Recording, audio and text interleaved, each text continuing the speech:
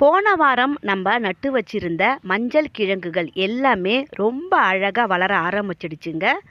மழை அதிகமாக இருந்ததுனால மண்கலவை கொஞ்சம் கீழே இறங்கி போயிடுச்சு. இன்றைக்கி மண்கலவை ரெடி பண்ணி க்ரோ பேக்கில் போட்டாச்சு. இது இன்னொரு க்ரோ பேக்கில் வச்சுருந்த மஞ்சள் கிழங்கு. இதுவும் நல்லா முளைச்சி வர ஆரம்பிச்சிடுச்சுங்க.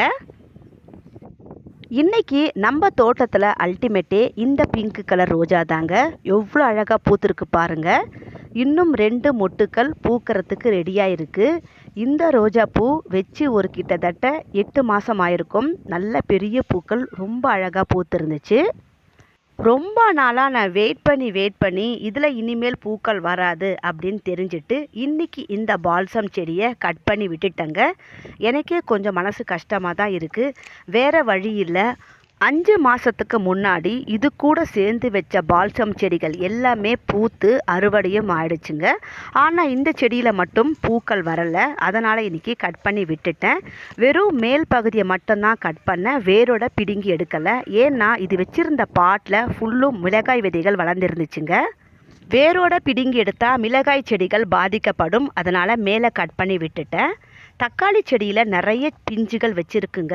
ஒரே ஒரு தக்காளி மட்டும் இன்றைக்கி ரொம்ப அழகாக பழுத்து இருந்துச்சு.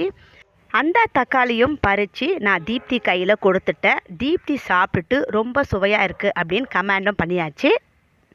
இப்போ நம்ம அழகான ப்ளீடிங் ஹார்ட் கொடியை பார்க்கலாம்.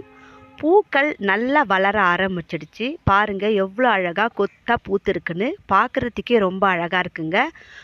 முதலாக மாடி தோட்டத்தில் நான் இந்த செடியை ட்ரை பண்ணியிருக்கேன். ஃபஸ்ட்டாக இந்த டைம் தான் நான் வச்சுருக்கேங்க. வச்சு இப்போது 8 மாதம் ஆகுது.